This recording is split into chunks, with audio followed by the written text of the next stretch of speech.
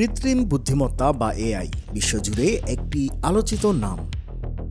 সাধারণত এই এআই মানুষের জীবন সহজ করার টুল হিসেবে জানি, সেটি এবার ব্যবহার করা হচ্ছে ভয়াবহ প্রতারণার কাজে। কেনিয়ার যুবক ডানকান ওকিন্ডো চাকরির খোঁজে পাড়ি জমিয়েছিলেন থাইল্যান্ডে। স্থানীয় এক এজেন্সি তাকে কাস্টমার সার্ভিসের চাকরির প্রলোভন দেখিয়েছিল, কিন্তু বিমানবন্দরে পৌঁছানোর পরই তাকে অপহরণ করে নিয়ে যাওয়া হয় মিয়ানমার থাইল্যান্ড সীমান্তের একটি কুখ্যাত স্ক্যাম কম্পাউন্ডে। এখানে 4 মাস আটকে রেখে তাকে বাধ্য করা হয় প্রতারণামূলক কাজে।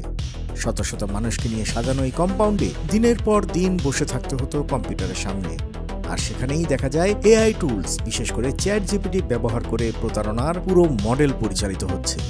ডানকান জানান, এখানে সবচেয়ে বেশি টার্গেট করা হতো মার্কিন যুক্তরাষ্ট্রের রিয়েল এস্টেট এজেন্টদের। জিলোয়ের মতো ওয়েবসাইট ঘেটে বের করা হতো সম্ভাব্য শিকার। চ্যাটজিপিটি ব্যবহার করে তৈরি হতো পরিচিতি ও বিশ্বাসযোগ্য কথোপকথন। কখনো নিজেকে টেক্সাসের গরুর খামারি, আবার কখনো আলবামার সয়াবিন উৎপাদক পরিচয় দিয়ে ধাপে ধাপে ফাঁদে ফেলা হতো ভুক্তভোগীদের। এভাবেই তাদের প্রলুব্ধ করা হতো ভুয়া ক্রিপ্টোকারেন্সি বিনিয়োগে টাকা পাঠাতে, যা শেষ পর্যন্ত চলে যেত প্রতারকদের অ্যাকাউন্টে। ডানকান বলছেন, চ্যাটজিপিটি ছিল আমাদের সবচেয়ে বেশি ব্যবহৃত অস্ত্র। এর মাধ্যমে শুধু ভুয়া পরিচয় করাই নয়, বরং ক্রিপ্টো, হাউজিং মার্কেট এবং মার্কিন সংস্কৃতি নিয়ে বাস্তবসম্মত উত্তর বানানো যেত চোখের পলকে। শুধু তাই নয়, চ্যাটজিপিটি ব্যবহার করে প্রেমের ফাঁদ পাতার ঘটনাও ঘটেছে।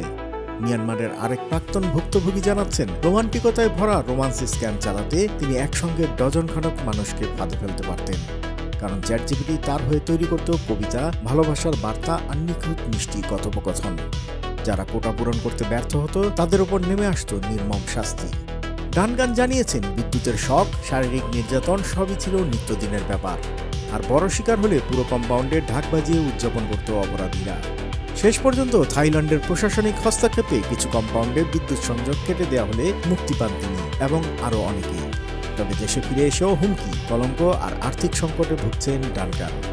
জিলো অবশ্য এই বিষয়ে কোনো মন্তব্য করতে চায়নি, তবে ওপেন এআই জানিয়েছে তারা প্রতারণামূলক ব্যবহারের বিরুদ্ধে কঠোর পদক্ষেপ নেয় এবং নিয়ম ভাঙা ব্যবহারকারীদের সাসপেন্ড করে। কিন্তু প্রশ্ন থেকেই যায়, আন্তর্জাতিক গণমাধ্যম সংস্থা রয়টার্সের এক অনুসন্ধানে এমন তথ্য উঠে আসার পর নেটিজেনরা বলছে, প্রযুক্তির সুবিধা কি এখন প্রতারণার নতুন হাতিয়ার হয়ে উঠছে? আর এই চক্রকে থামানো কতটা সম্ভব হবে? বাস্তবতা বলছে, প্রযুক্তি মানুষকে এগিয়ে নিতে পারে, আবার একই প্রযুক্তি যদি অপরাধীদের হাতে পড়ে তাহলে সেটিই হয়ে ওঠে ভয়ঙ্কর অস্ত্র। আর তার জীবন্ত প্রমাণ হলো এশিয়ার এই প্রতারণার সাম্রাজ্য। আন্তর্জাতিক অঙ্গনের সব খবর, আপডেট ও বিশ্লেষণ জানতে সাবস্ক্রাইব করুন বাংলা ফ্লো ইউটিউব চ্যানেল। একই সঙ্গে লাইক, কমেন্ট করে সংযুক্ত থাকুন বাংলা ফ্লো ফেসবুক, ইনস্টাগ্রাম ও টিকটকে।